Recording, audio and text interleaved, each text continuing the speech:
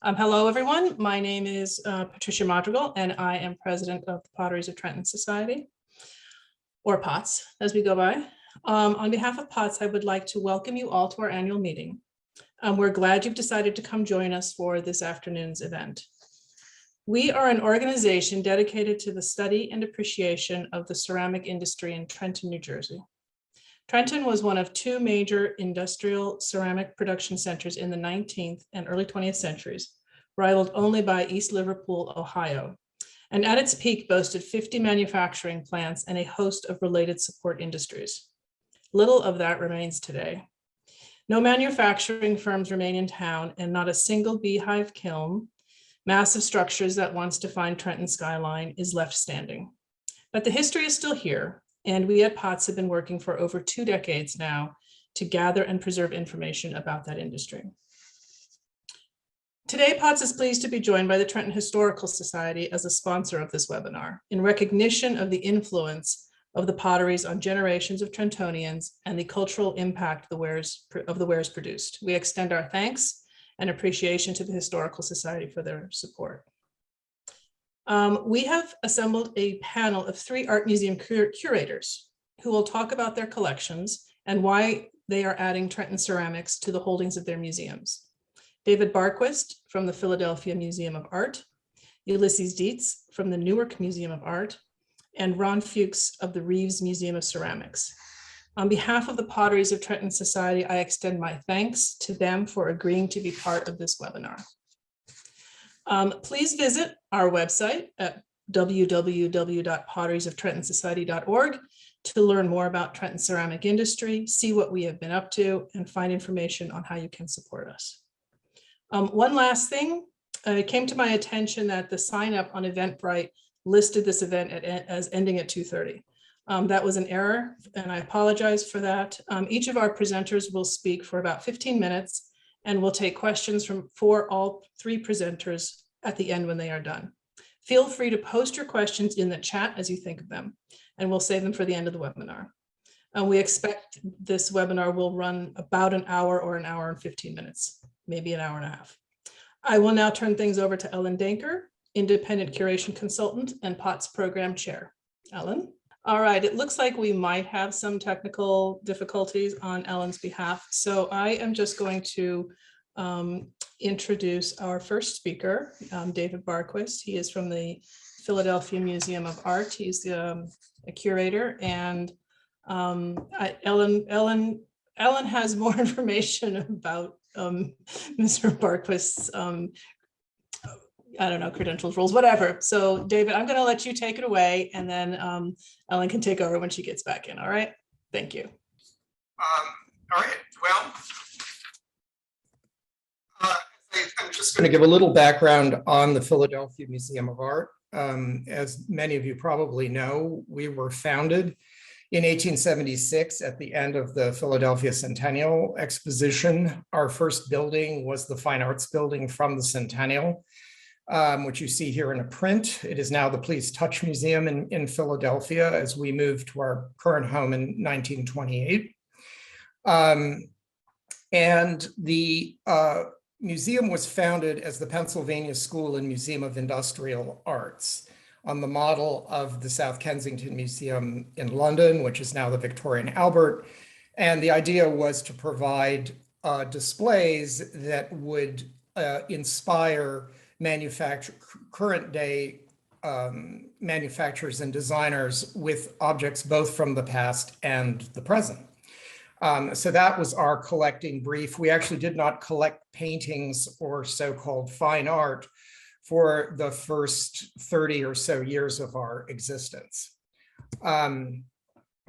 And in fact, we started off with a collection of objects from the Centennial that were donated by manufacturers. This is an object that I'm hoping someone on this call may be able to help me with a little more information about. Astbury and Maddock, which was a Trenton ceramic firm, as I'm sure you all know, had a display at the Centennial. They were makers of both porcelain and what they called sanitary earthenware. This vase has, for really since the mid-20th century been identified as something that was shown at the Centennial. And you probably can't read the inscription on the left side view of the vase, but it actually says Trenton, New Jersey, 1877, which would imply that it was made the year after the Centennial Exposition. But it is also, it's called the governor's vase because the panel on which this date and place are inscribed are actually, it says made in the presence of governors, which was specifically the governors of 7 states, Iowa, New Mexico, Nebraska, Tennessee, Kansas, Ohio, and New Jersey. So it may be, and this is Ellen Denker's idea, it may be that this was actually in an unfired state at the Centennial when it was inscribed, and then it was subsequently fired the following year in Trenton. I don't, somebody out there may know more about this piece than I do. We have very little information on it, in part because it has been at the museum since 1888. It was put on loan by Mr. Maddock, and then in 1941 given by a family, a descendant. And it's a wonderful piece to illustrate the Centennial era because it speaks to the ambition of American manufacturers at that time, not only creating a sort of grandiose piece, it's actually almost 2 feet high. I don't have dimensions on the slides, but it's big. And it also, of course, situates their work within the grand scheme of ceramic history with this image of an Egyptian potter on the reverse side of the vase, as well as the kind of Greek vase decoration that's around the neck. Now, probably the best known in terms of the ceramic world, the best known person in the Philadelphia Museum's history is Edwin Atlee Barber, who became our curator of ceramics in 1893, the same year that he published Pottery and Porcelain of the United States. And he eventually became the museum's director in 1901 and served in that role until his death in 1916. And the richness of the museum's ceramic collections are very, very much due to Barber's role at the museum. And he, of course, as you all know from Pottery and Porcelain of the United States, had this very broad view of American ceramic history and production. And he tried to create a collection at the Philadelphia, then called the Pennsylvania Museum, that was similar. And he certainly acquired some Trenton ceramics, including pieces by Willits and the Ceramic Art Company. But his real passion was for Pennsylvania ceramics. And I'm just showing you 2 pieces here that he was involved with the acquisition of a piece of Pennsylvania German redware, slip decorated redware that we really have probably the most comprehensive collection of Pennsylvania sgraffito and slip decorated redware in existence, thanks to Barber. But he also collected contemporary manufactured work from Pennsylvania as well, including pieces like this paperweight made at the Griffin Smith and Company Majolica factory in Phoenixville. So in terms of acquisitions that we've made, I'm just going to focus on a couple of pieces. This is a teapot attributed to the Charles Coxon pottery in the short-lived Charles Coxon pottery in Trenton. And I'm sure, again, many of you know more about the attribution of this than I, in terms of the shards that were found at what has been identified as the factory site for the Coxon pottery, one of which shows the figures of the ladies at a tea table on the side of this teapot, and that is the basis of that, attributing this to the Coxon pottery. And we certainly, this was a gift to the museum from J. and Emma Lewis, who I'm sure are well known to all of you as stalwart supporters of American ceramic history. They are certainly benefactors to many museums, including all three of the ones represented today. And I was delighted when they offered us this and other pieces of Rockingham ware in 2008, because they are such eloquent objects about the social history of the mid-19th century. The whole idea, of course, of having gendered spheres in American society at this time. The teapot, of course, would be a domestic object that would be in the woman's sphere. And here you have an image of two women drinking tea on the teapot, presumably to attract women also as consumers of this object. So it really allows us to sort of interpret a number of different themes in our installations.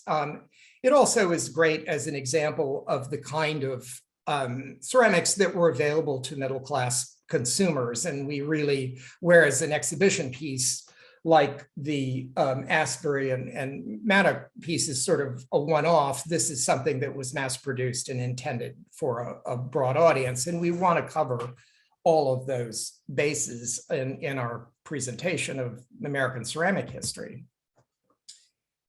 And in fact, to go to the other end of the extreme on that, this is a vase made at the Ottenbrewer factory after they had perfected their formula for Belleek porcelain in the 1880s. It's a really exceptional example of that, where I love the way that this piece goes from a circular spherical body to this rectangular neck. So the shape is really sort of exceptional. And of course, the decoration in these raised metallic decoration in three colors of gold and silver is something that, of course, the Ottenbrewer factory was known for. And this is a terrific example, a little different than many of the pieces made at Ottenbrewer, because they've covered the Belleek, which is that warm ivory colored porcelain, completely with a dark green glaze. That, I think, is reflective of the influence of Japanese lacquerware and metalwork that, of course, were such a sensation at the Philadelphia Centennial Exposition and thereafter, and inspired so many American manufacturers. So again, it's a piece that speaks to the influence of Japanese art on American decorative arts at this time. Certainly the theme of a flying crane and bamboo are lifted directly from a host of Japanese models, such as ukiyo-e prints or Japanese ceramics or metalwork, etc. And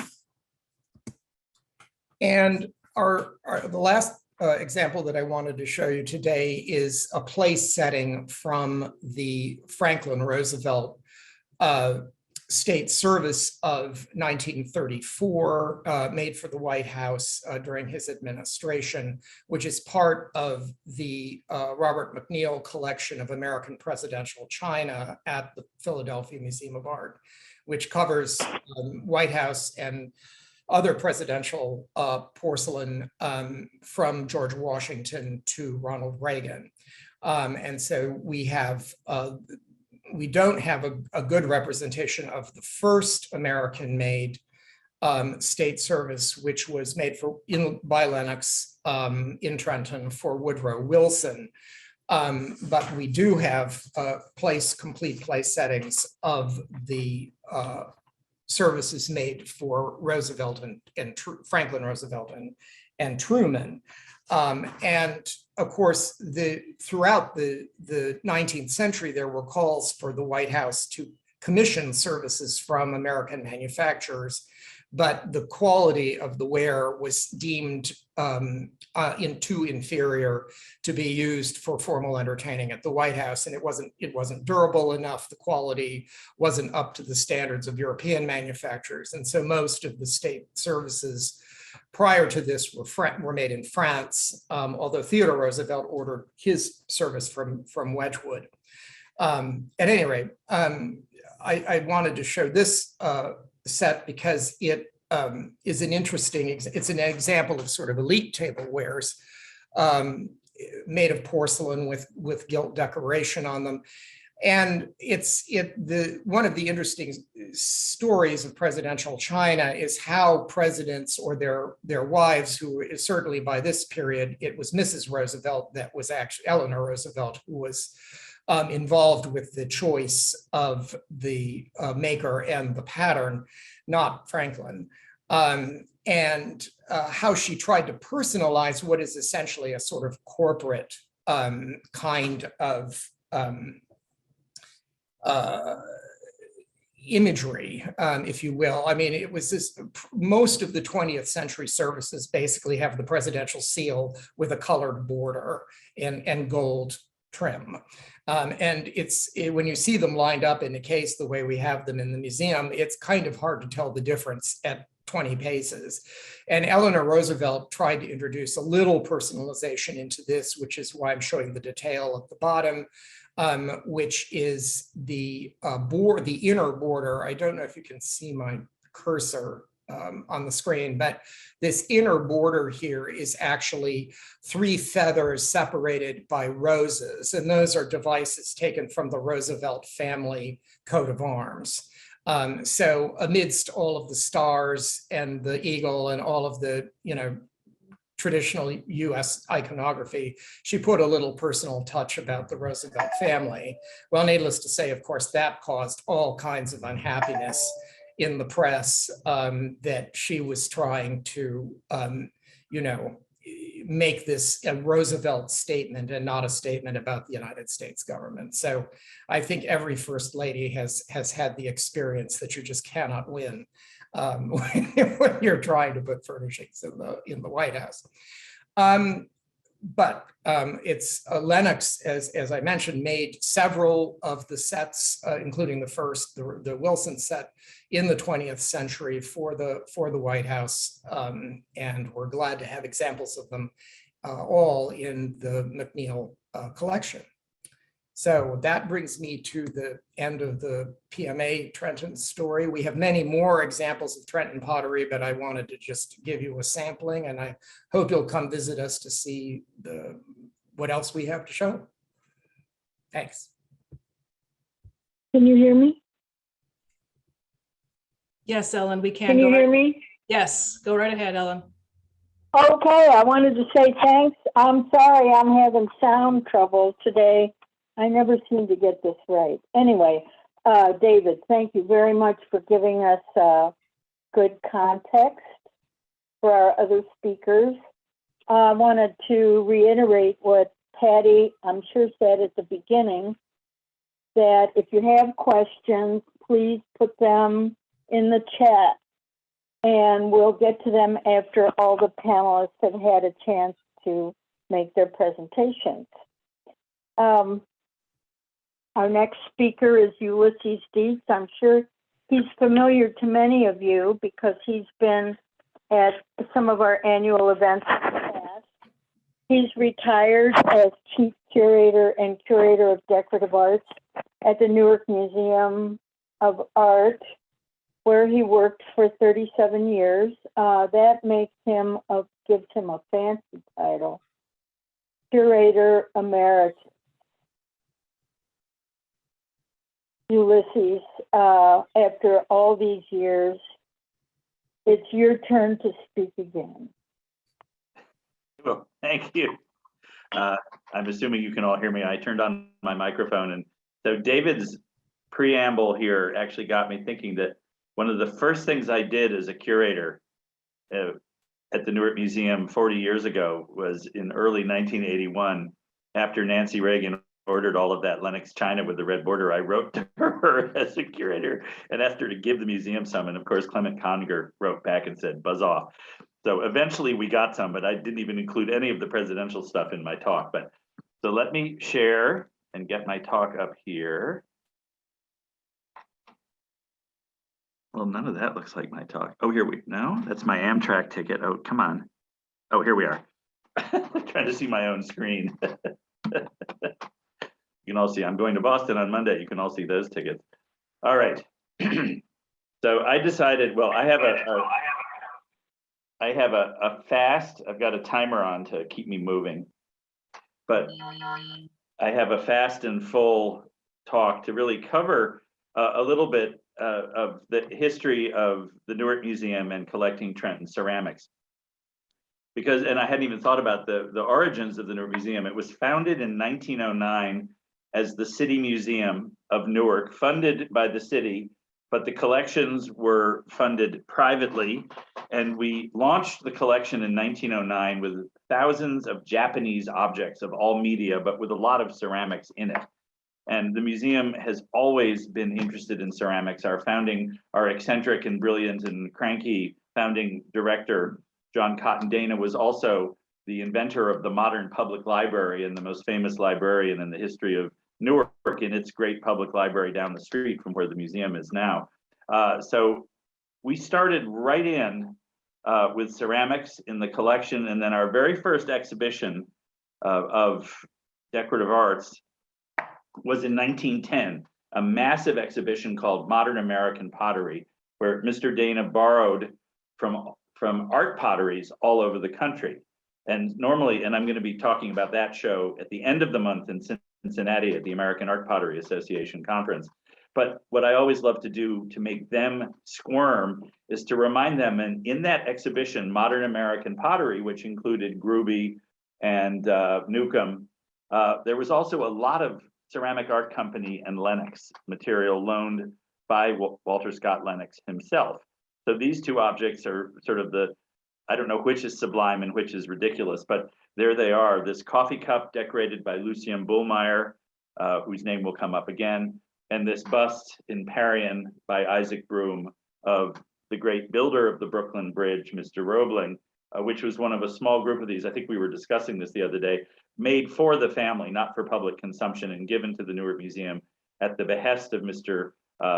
Lenox by the Roebling family. So this was modern pottery, and our very first pieces of Trenton ceramics come into the museum, are accessioned in 1911, but they come in on view in 1910.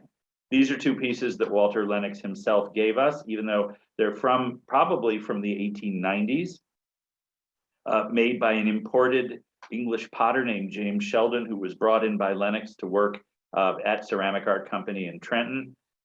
And they're spectacular examples of completely out of fashion.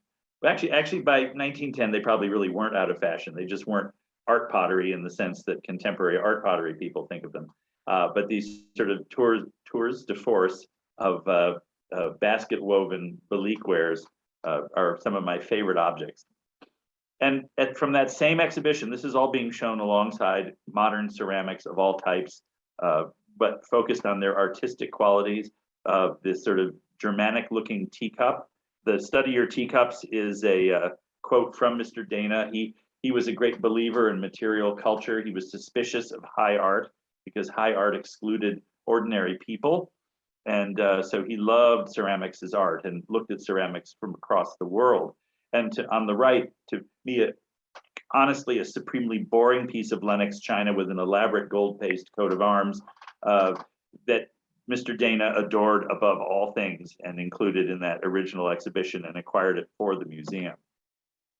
Now, the next big move after that is 1915, the Newark Museum, which is still housed in the public library, launches another massive exhibition called the exhibition. The title changes no matter, even in their press releases, the title changed. We call it the Clay Products of New Jersey.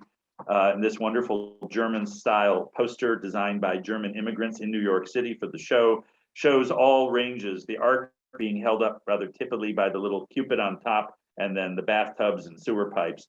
So it was the first exhibition of its kind in an art museum in the United States that focused on all aspects of an industry, of a local industry. And for that exhibition, we acquired other pieces. But what I happen to have a picture of is the famous Ellsworth picture by Millington, Asbury, and Poulsen.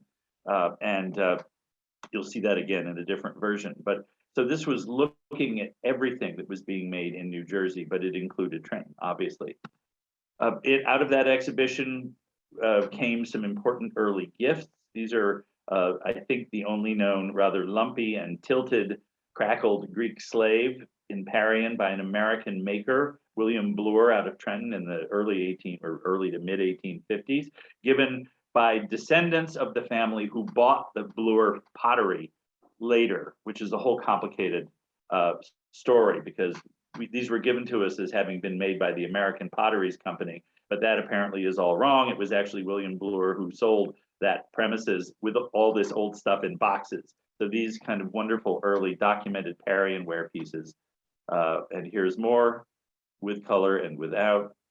So we continue randomly as part of our collecting the art of everyday life to pick up ceramics. And these are both gifts given to us. This the Morris and Wilmore Columbia pottery, the Napoleon pitcher, which is really a stab at William McKinley and his imperialist tendencies. And then this completely dumb grandma teapot, which is one of my favorite objects because if it doesn't embody ordinary, I don't know what does. This is from the Anchor Pottery in Trenton, printed and hand painted. It was taken in with some reverence in the 1920s. And in fact, you don't see a lot of this out there because it didn't survive. And it's the sort of thing I've always loved. I loved about my career at Newark is that we could acquire things that big fancy museums wouldn't acquire because that's not the story they were trying to tell. When you leap into the 1930s, Newark dug up all its canals and put in a subway system and hired various people, including a local artist named Domenico Mortolito, to do these big tiled panels to decorate the subway platforms. They're all still there. The one you see here showing the canal, which became the subway, was one that we commissioned as a duplicate at the time they were being made for the subway in Newark, and is framed and heavy and can be used. On the right is one of the more recent pieces given by a collector named Arthur Goldberg, who bought this out of an auction. He called me before he bought it, hoping that I would say the Newark Museum would take it, because this is a 3-foot diameter ceramic tile plaque off of some public building in New Jersey somewhere with the New Jersey coat of arms. And how could I say no to that? So that was in 2013. But going back into the historical timeline, in 1948, the second installment of the ceramics exhibitions, the great Arthur Clement, the Pottery and Porcelain of New Jersey, another massive exhibition from which we acquired a great many, in 1947, from which we acquired in 1948, a great many Trenton pieces. One of my favorites is the sort of mottled tree trunk and ivory pitcher by Taylor and Spieler. And then the Cupid jug, which I'm convinced was designed by Walter Scott Lennox, and in fact was given to us as Lennox, but in fact is Willits. Was given, and it was published several times as being signed, which it is not. But this actually came from the Philadelphia Museum, part of a deaccessioning campaign they did to get rid of bad taste, apparently. As you can see by looking at this is a piece that I routinely get laughs over when I show it at art pottery conferences. But this is one of my favorite objects because it has this wonderful history, but it also shows the idea of ceramics trying very, very hard to be art, whereas the Taylor and Spieler from much early in the 19th century is trying simply to be decorative and functional. Something that came out of this 1948 exhibition is the Rebecca at the Well teapot, Charles Coxon designing for Joseph Meyer, that came in 1948. And then one of my personal favorites, when we're finally into my lifetime, this enormous service of Ottenbrewer Belique Worcester style porcelain, a Berry service, owned by a Newark family who bought it at Tiffany and Company. It's all double marked on the back and given to the museum when they shut down their great house in Newark in 1965. This is a family who lived in Newark until the mid 1960s with servants, and I guess they didn't have carriages, but they lived the grand old Gilded Age style. And then they said, well, we're moving out, so here you can have our dishes. And one of my great favorites. And then in the late 1960s, we were given Now this is the same piece 3 times.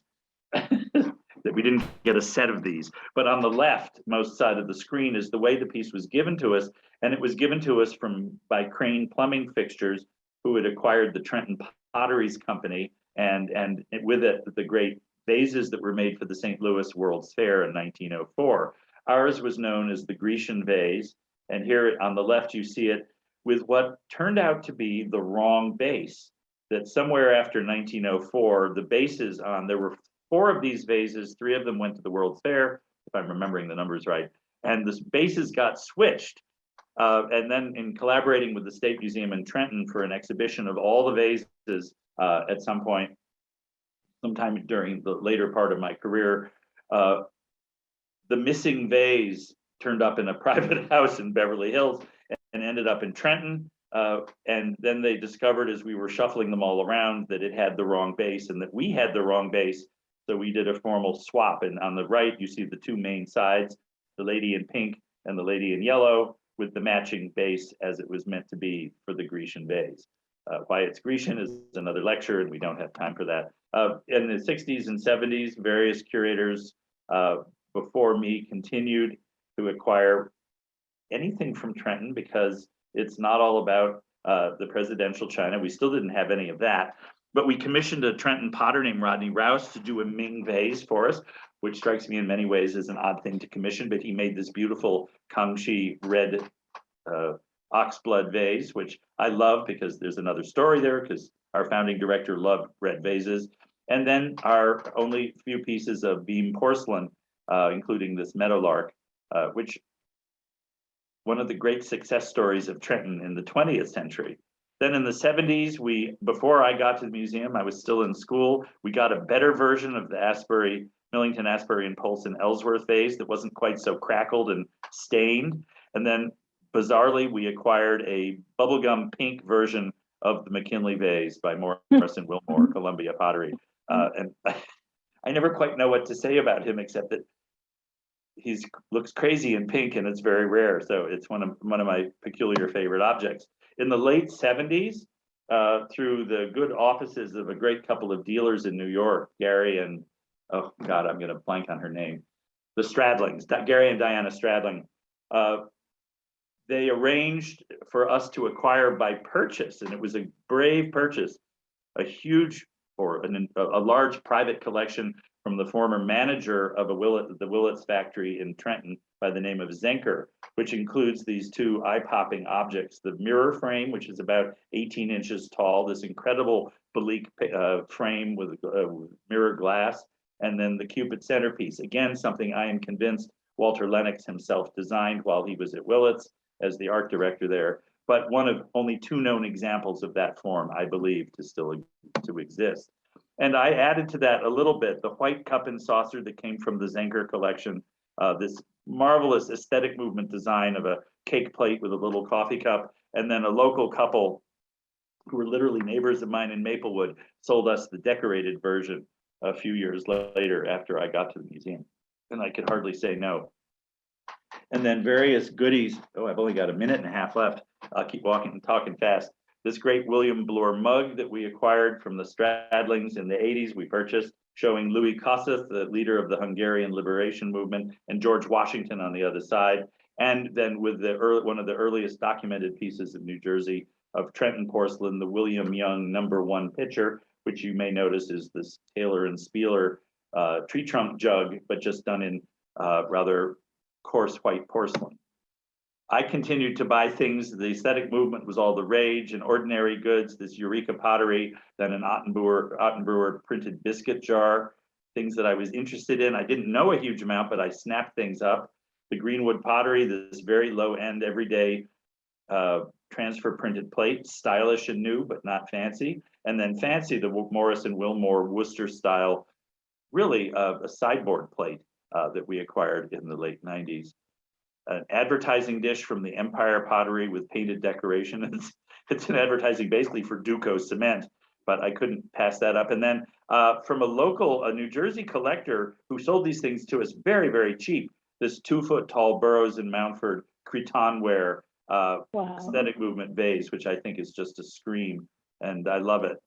And then Otten Brewer, these printed earthenware dinner plates, which I think I shared a group of plates with Charlie Venable from the Dallas Museum or wherever he was in Dallas then.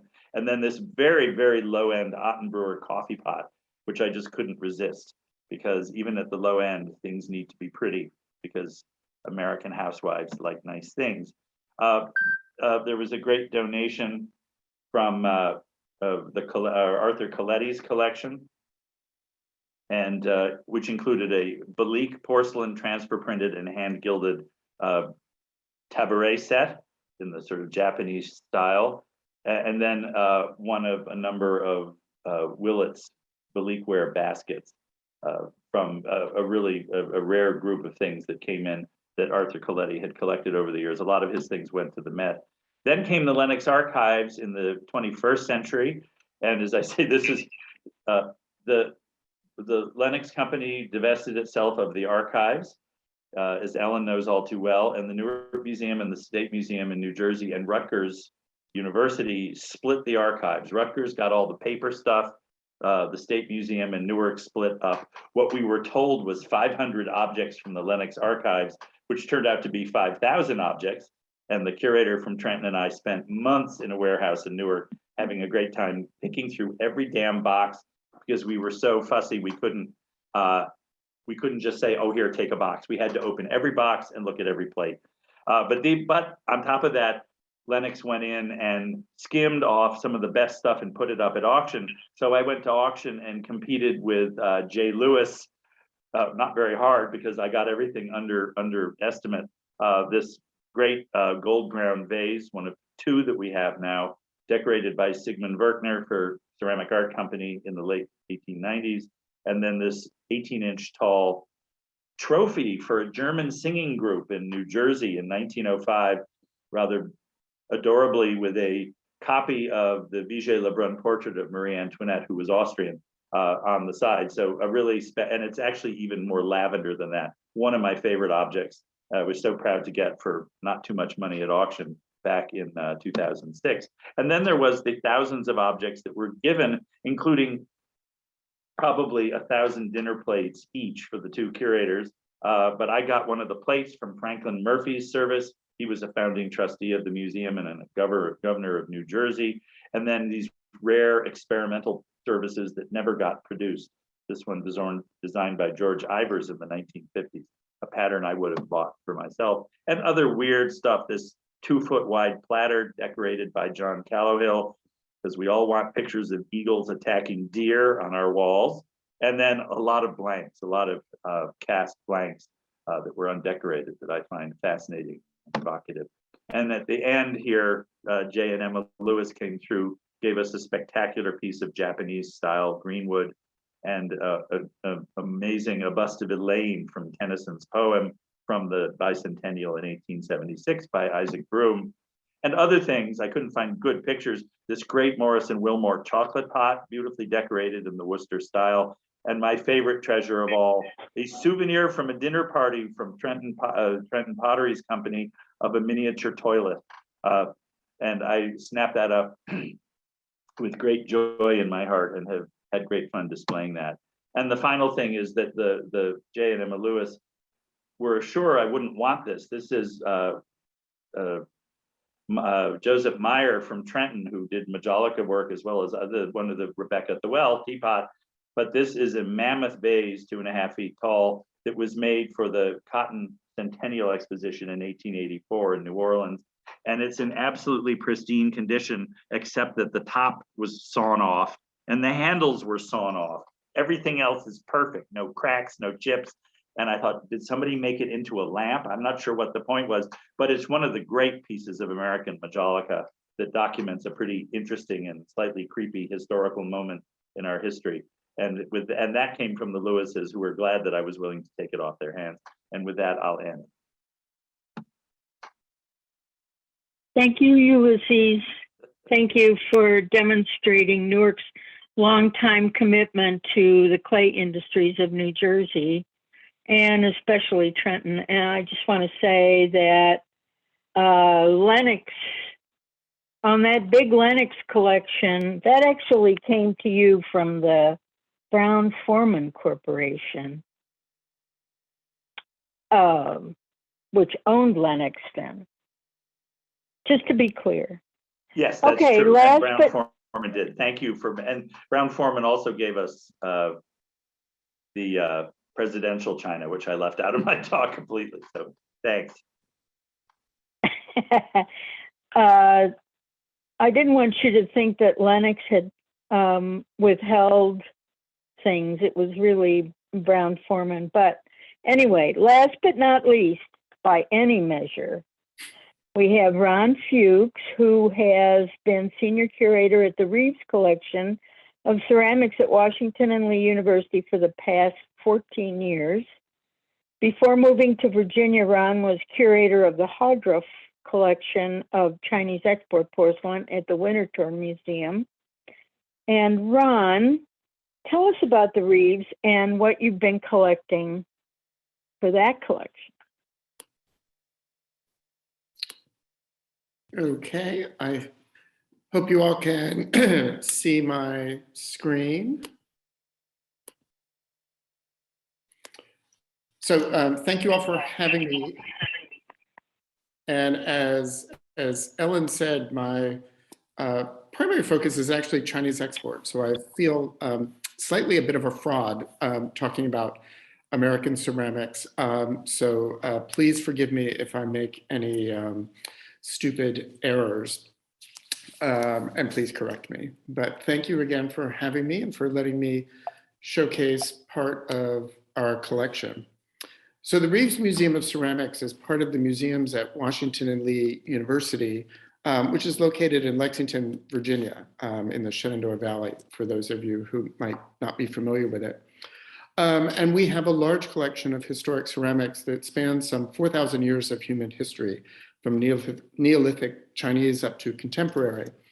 The collection began in 1967, and we're best known for our collections of Chinese export porcelain, which includes pieces like the plate you see now, which was part of a service that belonged to George Washington, decorated with the insignia of the Society of the Cincinnati. We also have large holdings of Japanese export porcelain, like this dish decorated with the logo, possibly the first corporate logo of any corporation, of the Dutch East India Company, and a small collection of American ceramics, like these egg cups from the Lincoln State Service, commissioned by Mary Todd Lincoln in 1861. So those are actually European ceramics, but decorated in America. Our American collection is small, with just a few dozen pieces, and most of them have actually been acquired over the last decade. But it does contain some important and interesting objects, including this jar made and signed by David Drake, the enslaved African-American potter working in South Carolina. And then also this figure group, sometimes known as the Chinese Argument, made about 1882 by the Union Porcelain Works in Brooklyn, that is critiquing both the abandonment of Reconstruction and the plight of African Americans in the United States, and also the Chinese Exclusion Act, which barred Chinese immigration and denied a path to citizenship for those Chinese people already in the US. Now, both of these, like I said, are recent additions to the collection, and they support one of the main interpretive threads of the Reeves collection, which is how people use ceramics to express themselves, either personally or politically, and how ceramics have been used to either promote patriotism or to protest injustice. Now, in addition to our traditional gallery displays that we have, we actively use the ceramics for teaching about everything from technology to design to trade and to social, economic, and political history. And here you see some of the classes that have come in from everything from art history to economics to politics, classes that are looking at objects and how they can fit into the curriculum.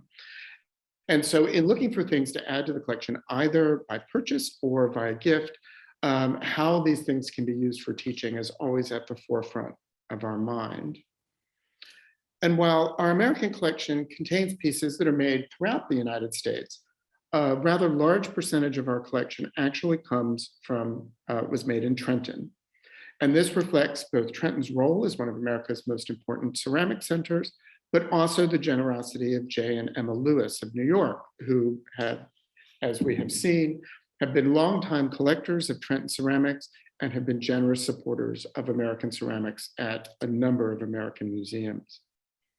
Now, one of our earliest pieces of Trenton pottery is this jug, which graphically depicts the death of Colonel Elmer Ellsworth. Now, he was pretty much the first Union officer killed in the Civil War. And on May 24th, 1861, he was part of a unit of Zouaves that was occupying Alexandria, Virginia. And he went into the Marshall House Hotel to tear down a large Confederate flag that had been flying rather provocatively from the roof of the hotel for several weeks that was visible in downtown Washington, D.C. On his way downstairs, he was shot and killed by the hotel's proprietor, James Jackson, who then in turn was shot and killed by other Union troops. And that is what you see rather graphically depicted on one side of the jug. Now, Ellsworth was no ordinary colonel. He was the charismatic leader of the Zouaves. He was a friend of Abraham Lincoln. So after his death, he lay in state in the East Room of the White House. And one of the things that I think kind of takes it from this object to kind of tell a broader story of American history is that the death of Colonel Ellsworth really kind of galvanized the nation. So certainly on the American side, this became a rallying cry. And remember, Ellsworth became an important rallying cry for American troops. Confederates, it seemed to be justification for this kind of provocation. And so this was sort of a warning to citizens that the Civil War was going to be a hard and long and brutal battle. And so we can kind of go from this object and look at broader themes in history. Now, the jug was modeled by the English immigrant craftsman Charles Coxon and was made by Millington Asbury and Paulson, and is thought to be one of, if not perhaps the earliest commemorative ceramics designed and made in the United States. Now, Coxon based his design on one of the many prints depicting Ellsworth's death, quite possibly this printed envelope that was produced by the New York publisher John Gaylord Wells in 1861. The opposite side, which I've not yet found the design source for, but features a dramatic image of an American eagle crushing a palmetto tree, the symbol of South Carolina, and a fallen Confederate flag. Now, we typically think of jugs like these as the sort of things that would have been found on a bar of a tavern dispensing beer or hard liquor. But the inscription under the spout, D. Richardson, presented by his daughter, suggests that this particular jug may have actually been intended for a domestic setting. Now, unlike the Newark Museum, what has tended to come to the Reeves tended to be not the kind of the bread and butter of the industry, which would have been these relatively plainer, more utilitarian wares, but rather some of the more elaborate pieces that were produced to either appeal to wealthier consumers or to garner attention for the potteries in their products. And that was certainly the goal of the next two pieces, which were made by Ott and Brewer. The bust of one of the university's namesakes, George Washington, was made for Ott and Brewer's display at the Centennial in Philadelphia in 1876. And the firm had commissioned the sculptor Isaac Broome to create busts of Washington, Lincoln, and then President Grant to be made in Parian. And Broome probably based his design on Gilbert Stuart's 1796 Athenaeum portrait, which was one of the most widely recognizable images of Washington, especially after it started being used on the 1869 dollar bill. And then here is the bust of Grant. I'm still looking for the bust of Lincoln, so if anyone has it, let me know. Now, we can think of the Centennial as sort of this moment where the majority of Americans would have rallied around in this, sort of one positive patriotic event, while the next piece commemorates a much more divisive aspect of Gilded Age America, and that is anti-Chinese prejudice and discrimination. So on one side of this jug, we see a scene from Bret Harte's poem called Plain Language from Truthful James. And the scene captures a moment in the poem when Bill Nye, who had been cheating Ah Sin at cards, discovers that in fact Ah Sin had been cheating him. And so the poem, which was also kind of colloquially known as the Heathen Chinese, had been published in 1860 or 1870, and had quickly become one of the most popular poems in late 19th century American literature. Now, Harte actually intended the poem to satirize and critique anti-Chinese prejudice, especially among white working class men who were competing with Chinese immigrants for jobs. But Harte's statement proved, his sort of attack or indictment of anti-Asian prejudice was sort of too subtle for many readers of the poem who actually read the poem as confirmation of their own racist beliefs. And so this is a rather complicated object to interpret, as it's not clear what the consumers who would have bought this, are they looking at this to show, using this to show their support, or using this to sort of reinforce their stereotypes? And so this is the sort of thing that we use as kind of a discussion point in classes.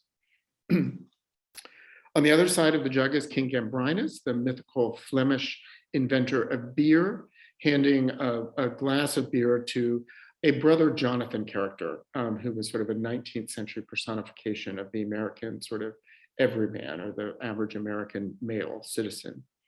And behind Gambrinus is a barrel inscribed GP Co., which stands for the Greenwood Pottery Company of Trenton. And this design was not original to Greenwood, but rather copies a jug that was designed in 1875 by Carl Muller for the Union Porcelain Works in Brooklyn. Now, it's possible Greenwood could have bought a mold from Muller or from the Union Porcelain Works.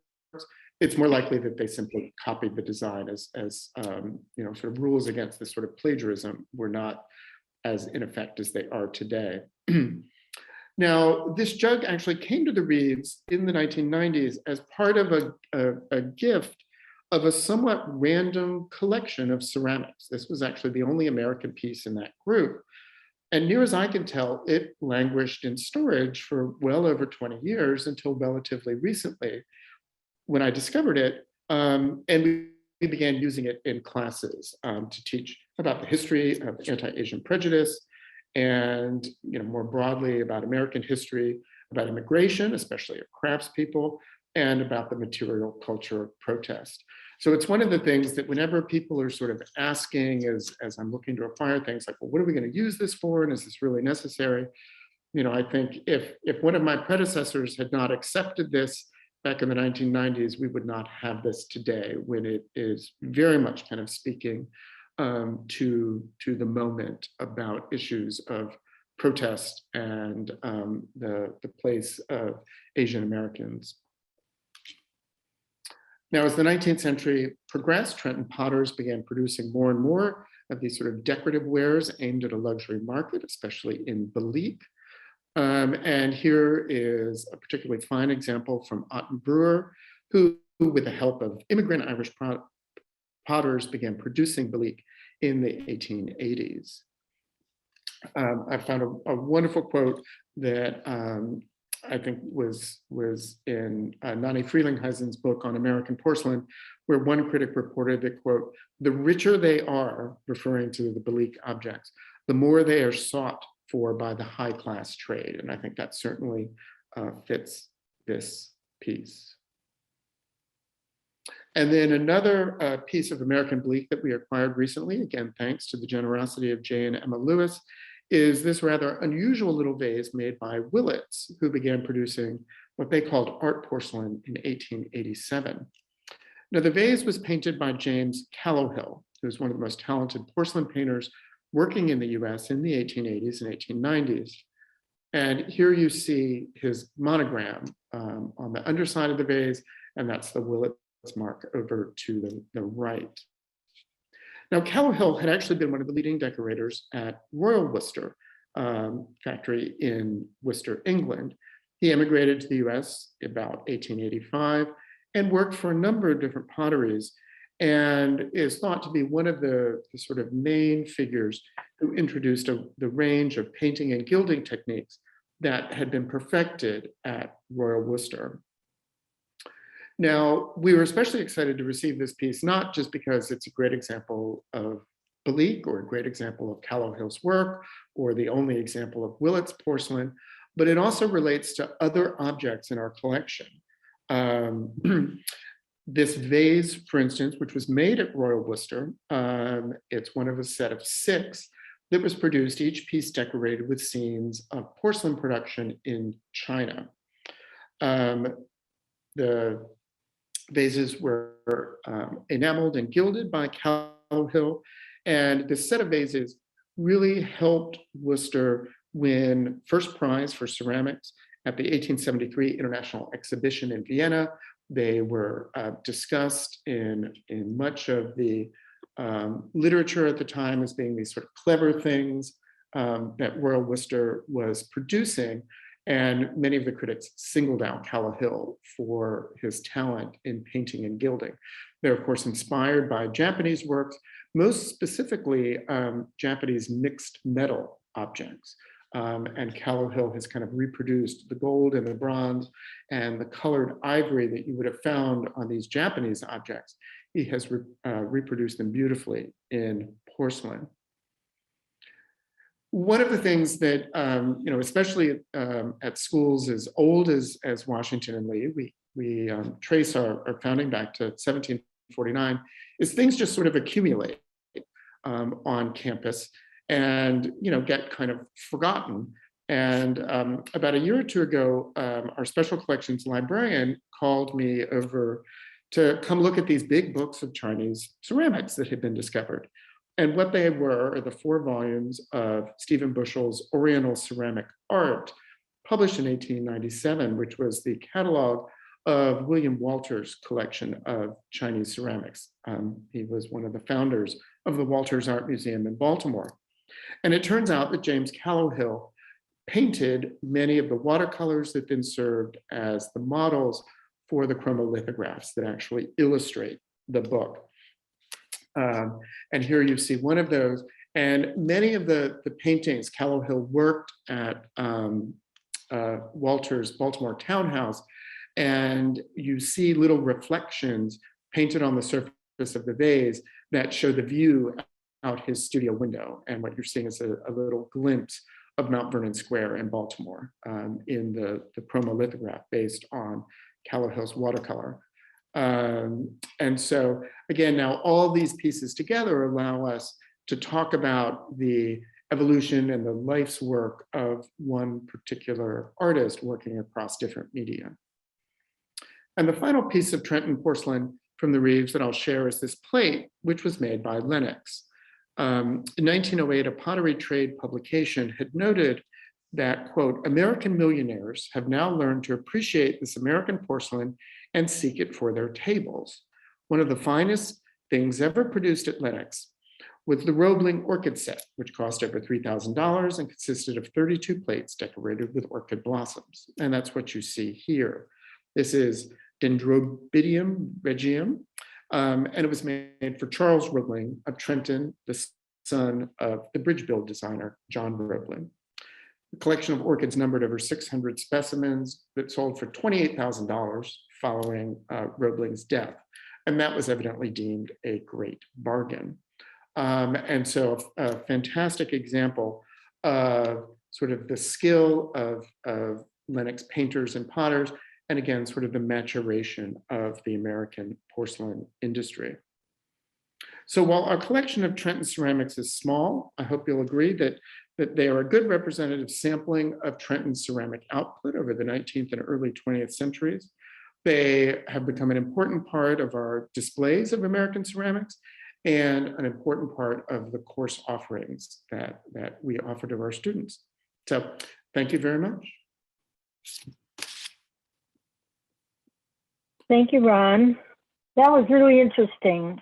I wasn't expecting you to talk so much about the educational use of Trenton ceramics, but I learned something.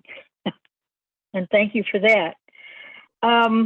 Anybody who has questions, please submit them in the chat function. Just tap on that chat at the bottom of your screen, and it'll pop up a window that you can put a question in. What I would have liked to have said at the beginning is thank you to our speakers who have made time in their day to be with us. I really appreciate that. And thank you also to our audience who found this topic interesting. And I hope it played out for you in that way. The Potteries of Trenton Society, we tend to think of the potteries in historical terms. For example, what happened and when. And we like to organize data to develop meaningful historical insights. We also concern ourselves with identification, including marks and back stamps, and when they were used, or how can we date an object by its mark or appearance. Archaeologists use this information to help them see the historical progression of an excavation site. And collectors who organize their collections around a particular period or company use this data to inform their collecting. I assume, and I see that curators do too. So it was good today to step back and think about Trenton ceramics as art. And I want to thank you. Oh boy, my computer. I want to thank you, all three of you, for sharing your collections with us and insights into the art of Trenton's potteries. As you know, I have some questions of my own, which I'll fill in here while we're waiting for the chats to open. East Liverpool, Ohio ceramic industry is often compared to Trenton. You know that, of course. How does an art museum curator view this? I'll call it a rivalry, but how do art museum curators see Trenton versus East Liverpool in terms of artistic ceramics?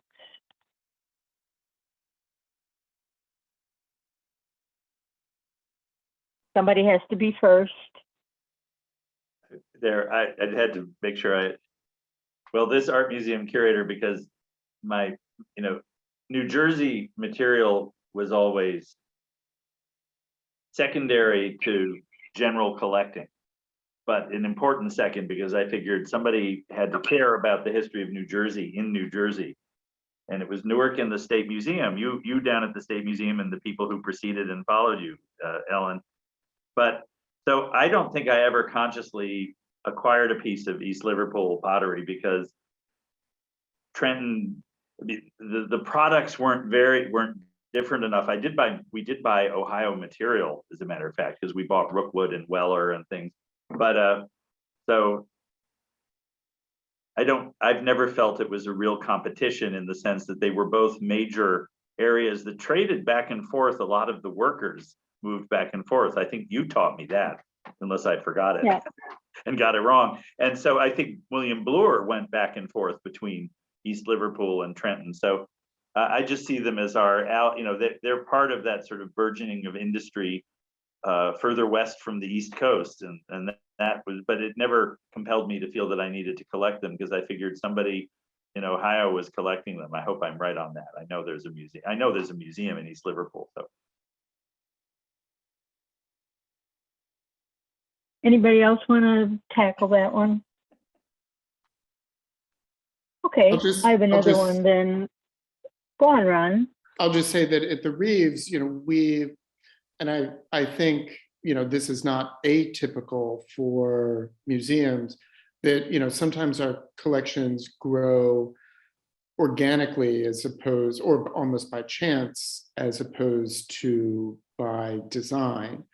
And so, I think the riches of the Reeves's Trenton Ceramics is more because of a donor, and where that led to gifts in that area, as opposed to us setting out to represent all the different American ceramic manufacturers.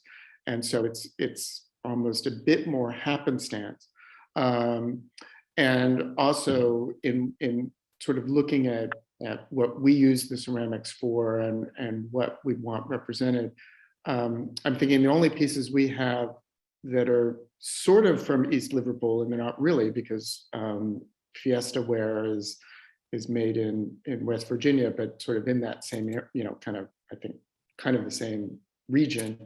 But I wanted some ceramics that would kind of reflect Art Deco design. And so knew someone who had a big collection of Fiesta ware who was willing to give us some examples of that. So it was more kind of happenstance than any specific design of trying to show those two ceramic centers.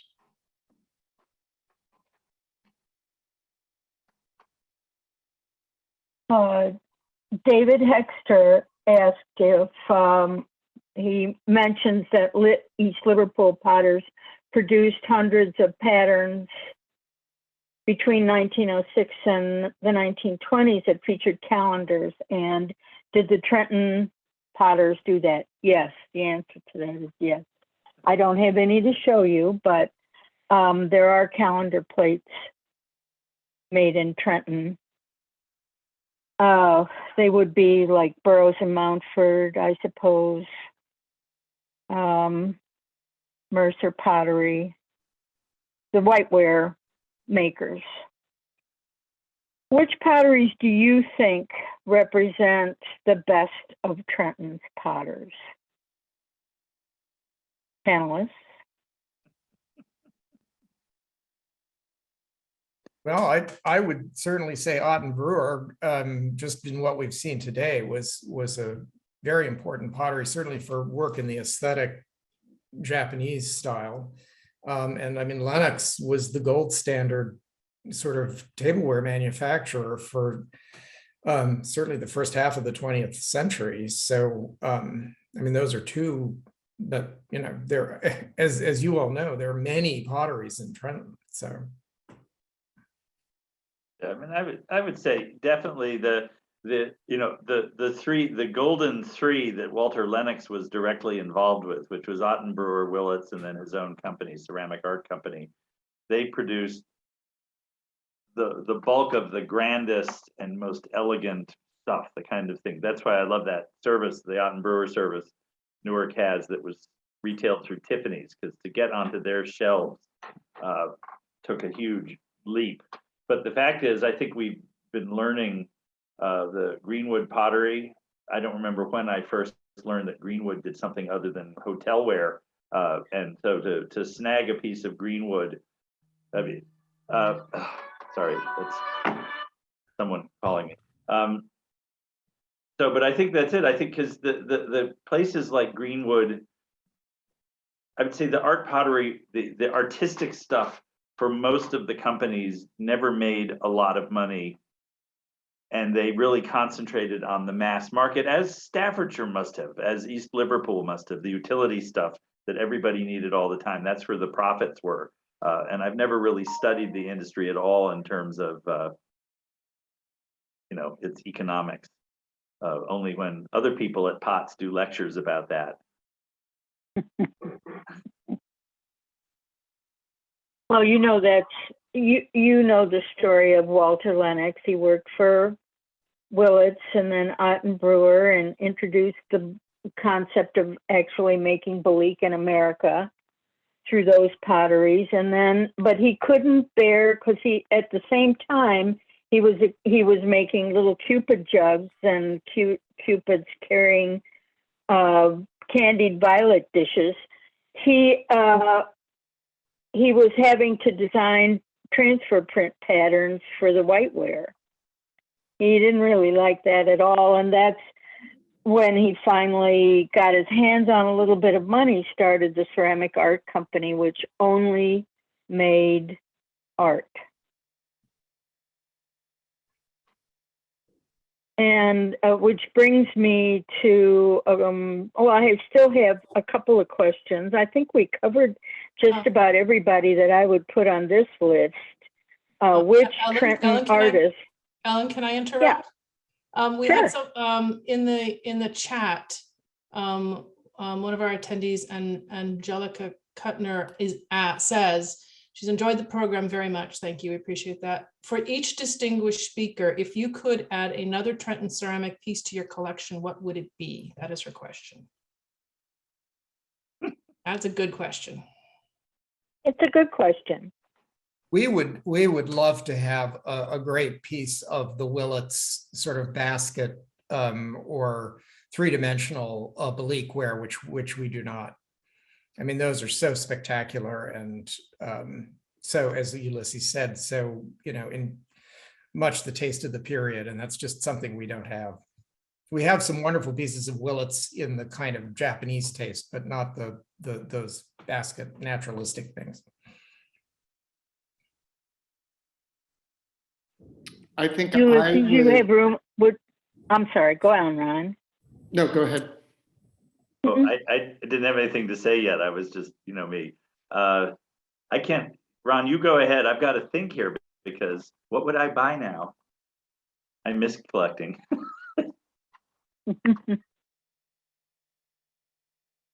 I think I would want to get one of the 20th century, a piece from one of the presidential services. Because we've got things like the examples from the Lincoln service, we've got a piece from the Polk service. And I think definitely kind of thinking about how the president and the first lady want to present the White House to the public and to guests. I think there's a lot of interpretive potential there. So I think a piece from the Nancy Reagan service, I can't think of anything that would personify the 1980s better. So Yes, and Newark ended up getting place or examples. I can't say if we got whole place settings, I doubt it, but we got samples enough to satisfy me from all of the presidential services by Lennox. And then when the archives came in, we got more of the Reagan material, including one of the Lennox crystal jelly bean jars that Ronald Reagan used, still with jelly beans in it, which I cleaned out because I figured that was probably a vermin hazard. But but I have to think, you know what I guess I'd like would be another one of the great busts that came out of Ottenbrewer for the centennial in Philadelphia. The State Museum in Trenton has the great bronze colored bust, and I never got a Cleopatra bust. I have a great, and I say I'm retired, so it's not us anymore, it's them. But we have a bust of Walter Lennox that Isaac Broom did. But that's only exciting to a certain esoteric subcrowd. I'm sure the audience here would be very interested in that, and we're about to lend it to an exhibition. They are about to lend it to an exhibition. So I think I'd go for one of the big art pieces, like the baseball vase. Good luck with that. Yeah. There's another one lurking somewhere. It's in. Nope, there's two. There's just two that we know of, and they're both claimed in public collections. Yeah, the other one's in Detroit, right? Right, Ellen? Right. It's in Detroit. Detroit Historical Museum, and Trenton. Mm-hmm. One of these days, we hope to feature the baseball vase on our website if we can get together enough money to photograph every centimeter. We're going to put it up in glorious 3D. We have a question from Mr. Dietz. I'm trying to read it. You here. mentioned transfer printing twice. Were the transfer prints from copper engravings or from decals, originating from other methods? Well, that's a good question. My assumption is, from what I'm remembering looking at early on, I'm not sure when the full-on decal really appears. I know the Roosevelt china from Lennox was an economic saving in 1934 to use decals rather than hand decoration on it. And but you know, a decal is a decal is a decal, and Lenox used some pretty fancy decals. I think the transfer printed pieces I showed were all, you know, Copper. probably steel plate or copper plate engraving applied in the traditional English method of like wet tissue prints slapped onto the unfired whiteware and then hand colored. And I've never questioned that, so I don't really know the answer to that. But the decals would have come in later, and I'm just trying to think of what other things. But what I talked about were the traditional English type transfer print, because that technology would have migrated pretty early. I mean, it migrated. You get transfer printed stuff being done in Jersey City in the late 1820s and into the 30s, I believe. So. That's correct. And copper or steel engravings is correct. And really, decals are very similar. It's just that they're printed in color and they slide off the paper instead of being pressed against the ceramic the way the copper engravings or the steel engravings are. So who are the artists that we identified today that the art museum would be interested in? Lenox, of course. I think he's an unsung hero of the American ceramics industry and a person who really believed in the unification of art and industry, which is something that John Cotton Dana strived for in collecting at the Newark Museum. James Callowhill, you mentioned, Ron. He's an important artist, Trenton artist to collect. Isaac Broom, we've mentioned him. Charles Coxon, William Morley, we saw his work today. And don't forget Frank Holmes, who designed many of Lenox's shapes, including those lovely early tableware pieces that you showed, Ulysses. Yeah, and Frank, he's one of those. I mean, I realize that most of what I know about Trenton ceramics, you taught me, Ellen, both when I was a student and when you were at Trenton. So I realized that you can always correct everything I say because you taught it to me in the first place. But Frank Holmes is one of the. I remember that he was chosen when Hoover said, or whoever was Hoover. It was Hoover in who said 1930. We did well, but we didn't participate in the 1925 exhibition of Art Decoratif in Paris, and that was because we didn't do anything modern. Whoever was the president then, and then they sent this commission. Hoover. But Frank Holmes was part of that commission to go to Paris and study the products at the 1925 fair. Right, So that's how Simon Lissam. That's how Simon Lissam got to the United States. That's right. They met, Holmes and Lissam met at the Paris Exposition, 1925. Lenox was already producing modern things. It's just that Hoover didn't notice. There were lots of modern things in America. He didn't necessarily notice what was being made. Okay, so I think I'm happy with my answers. Anybody else have a question? Patty? I apologize again for my technological blip at the beginning. The more we try to be perfect, the less likely we achieve it. It all worked out. There's a motto. Thank you for your indulgence. And I just want to thank everybody. I want to thank our three presenters for joining us and taking the time to put together these great presentations for us. I really do appreciate it.